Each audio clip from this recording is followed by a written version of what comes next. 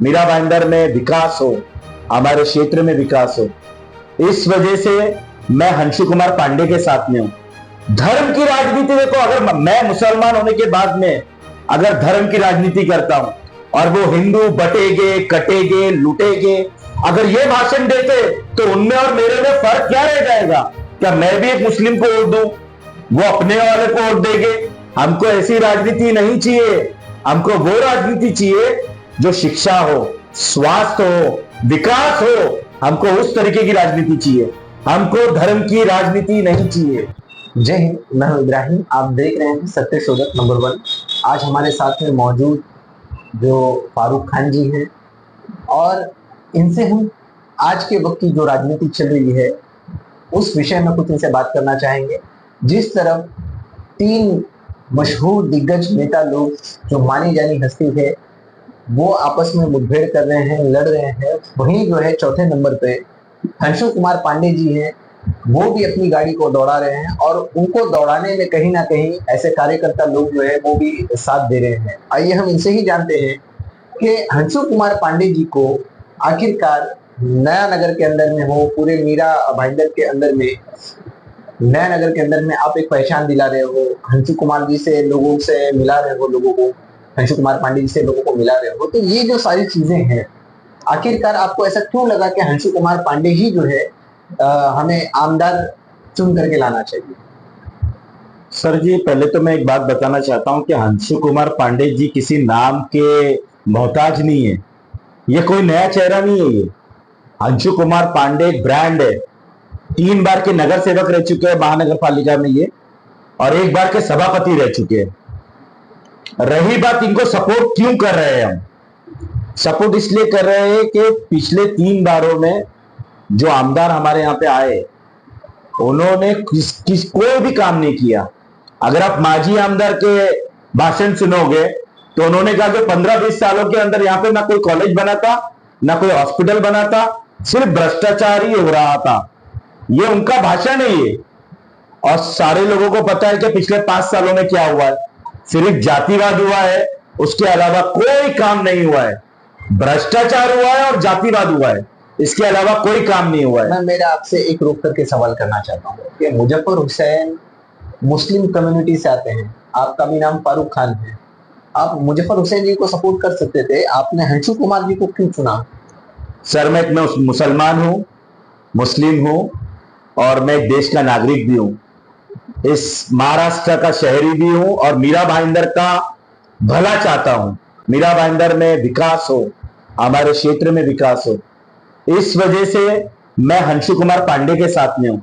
धर्म की राजनीति देखो, अगर मैं मुसलमान होने के बाद में अगर धर्म की राजनीति करता हूं और वो हिंदू बटेगे, कटेगे, लुटेगे, अगर ये भाषण देते तो उनमें और मेरे में फर्क क्या रह जाएगा? क्या मैं भी एक मुस्लिम को वोट दूं, वो अपने वाले को वोट देंगे? हमको ऐसी राजनीति नहीं चाहिए।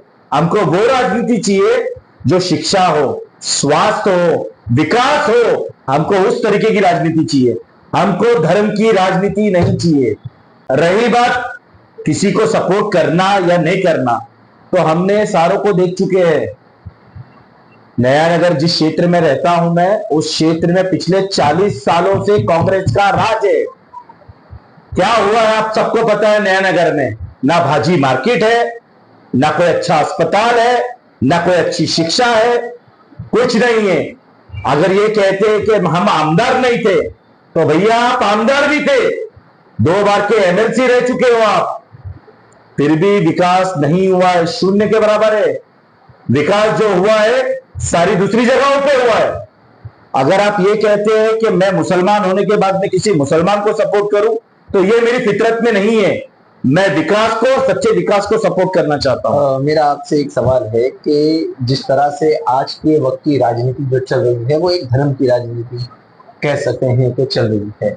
हंशु कुमार पांडे जी मीरा भाईंदर की जनता के लिए ऐसे कौन कौन से मुद्दे पे लड़ रहे हैं जिससे लोगों को ऐसा लगना चाहिए कि हमें इन लोगों को नहीं बल्कि हंशु कुमार पांडे जी को जिताना चाहिए?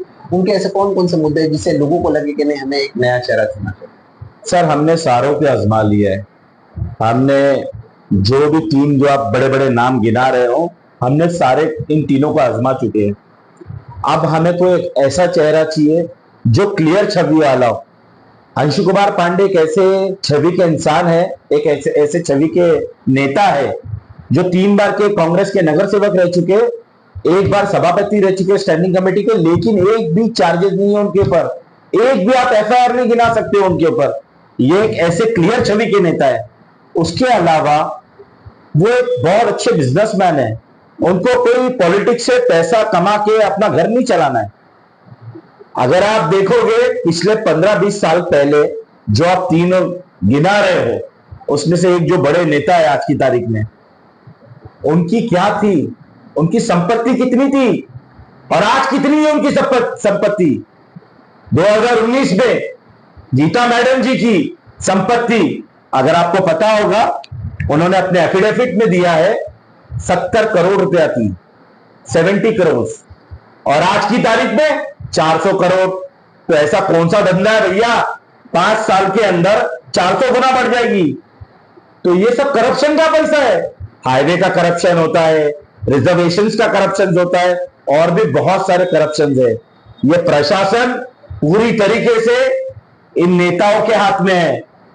ये नेता, ये प्रशासन चला रहे और पूरा भ्रष्टाचार कर रहे हैं। आपसे एक और सवाल, निशानी आपकी जो है वो है टॉर्च। टॉर्च का थोड़ा सा अर्थ अगर आप समझाएं हमें कि क्या मतलब है उसका, कुछ दर्शकों को अगर बताएं। टॉर्च का मतलब सर ऐसा हो गया कि ये 145 क्षेत्र ये अंधकार में डूब गया है, पूरा भ्रष्टाचार में डूब गया है। तो इसको उजाला देने के लिए हमने टॉर्च की निशानी रखी है। हमने बल्ब वाला टॉर्च नहीं रखा है, हमने लाइट वाला टॉर्च रखा है, और उसकी लाइट की रोशनी अंशु कुमार के पास में आ रही है। यानी कि अंशु कुमार पांडे हमारी वो रोशनी है जो 145 क्षेत्र के अंदर उजाला देगी, इसलिए हमारे लिए ये टॉर्च है। अंशु कुमार पांडे जी को कितने लोगों का समर्थन मिल रहा है अभी तक? सर, अंशु कुमार पांडे एक बहुत अच्छे इंसान है, प्योर जाति से और ब्राह्मण है, हिंदू ब्राह्मण है। उनके पास में मुसलमानों का भी सपोर्ट है, उनके पास में ब्राह्मण का सपोर्ट है, जैन कम्युनिटी का सपोर्ट है, क्रिश्चियन कम्युनिटी का सपोर्ट है। हम उनके साथ में घूम रहे हैं, हमें पता है कि उनको ग्राउंड का सपोर्ट बहुत मिल रहा है, और इंशाअल्लाह आने वाली 20 तारीख को सारे लोग मिलकर टॉर्च के बटन के आगे हाथ बटन दबाएंगे और अंशु कुमार पांडे जी को विजय करेंगे इंशाअल्लाह। आपको ऐसा क्या लग रहा है कि अंशु कुमार पांडे जी ही जीत करके आएंगे? सर, एक क्वालिटी होती है इंसान के अंदर। मैं भी एक पॉलिटिशियन हूं, फुल टाइम पॉलिटिशियन हूं, मैंने भी चुनाव लड़ा है। हमने उनके अंदर एक क्वालिटी देखी है कि उनके अंदर एक जज्बा है, कुछ करने का जज्बा है, करप्शन करने का जज्बा नहीं है, अपने क्षेत्र को विकास करने का जज्बा है। और हमने उनकी हिस्ट्री भी देख चुके हैं, पिछले 15 साल की हिस्ट्री है उनकी, पॉलिटिकल हिस्ट्री है, जिसमें एक भी करप्शन नहीं है, एक भी एफआईआर नहीं है। मेरा आपसे आखिरी सवाल, जब आप अंशु कुमार पांडे जी को सपोर्ट कर रहे थे तो उस वक्त में आपको किन किन पार्टियों ने ऑफर दिया कि आप हमारे साथ में खड़े हो? सर, बहुत सारी पार्टियों ने ऑफर दिया, बहुत सारे लोगों के कॉल्स भी आए हमारे पास में, लेकिन हमको ये सब चीजों में नहीं जाना है। हमको सिर्फ हमारे क्षेत्र का विकास और विकास ही करना है, भ्रष्टाचार मुक्त करना है प्रशासन को और हमारे एरिया को। जो भी जनता को फैसिलिटीज की जरूरत है, ये मूलभूत सेवा है। पानी नहीं आ रहा है हमारे पास में, आज हम 2024 में चल रहे हैं, पानी की समस्या है। प्रशासन जो है बिल्डिंग 40 माले की, 30 माले की, 35 माले का परमिशन तो देता है, लेकिन पानी कहां पर है? पानी का कोई ठिकाना नहीं है, रोड का कोई ठिकाना नहीं है।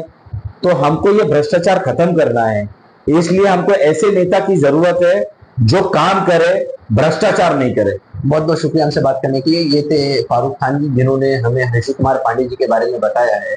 अब रही चीज दोस्तों आप लोगों के ऊपर में, क्या लगता है कि आने वाले इलेक्शन के अंदर में अंशु कुमार पांडे जी जो है, जो बड़े बड़े नाम के दिग्गज लोग इस वक्त मैदान में लड़ रहे हैं, उनको पीछे छोड़ करके इस टॉर्च की रोशनी से आगे अपना रास्ता बना पाएंगे? ये एक सवाल है, आप लोग कमेंट में जवाब दें। अंशु कुमार पांडे जी की जो छवि है इन तीनों से कुछ अलग इनके बताने के मुताबिक में है, तो क्या लगता है कि एक नया चेहरा मीरा भाईंदर चुनने जा रही है? ये एक सवाल है।